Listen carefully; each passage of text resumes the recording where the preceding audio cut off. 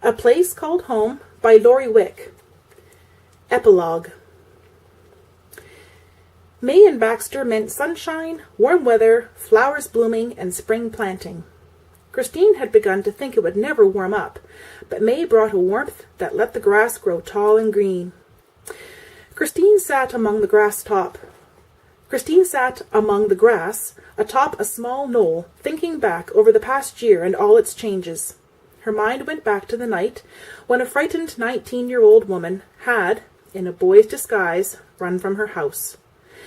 Arriving in Baxter, meeting the Camerons, seeing her need for Christ and accepting him, her marriage to Luke and the awful confrontation with Vince Jeffers. A frown covered Christine's face. Vince and the man who had started the barn fire had been sent back to Spooner. They would both stand trial for their deeds. Soon, Luke and Christine would head to Spooner to clear up Joshua Bennett's estate. Christine would also have to testify against Vince Jeffers, a task she did not relish.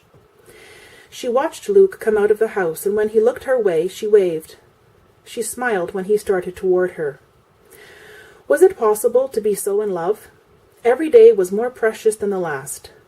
Christine's hand went to her still flat stomach. She would have to tell him her suspicions soon.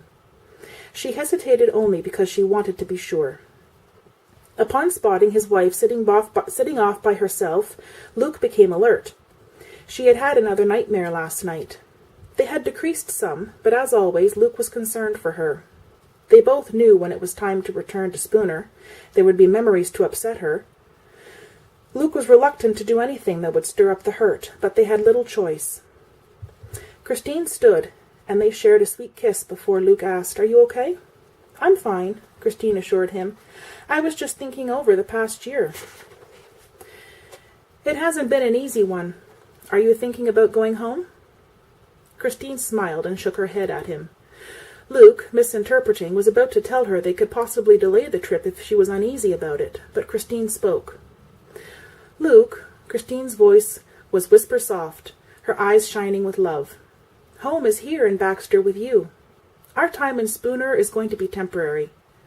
You are my home, and wherever God leads you, I'll be by your side, knowing we're within his will."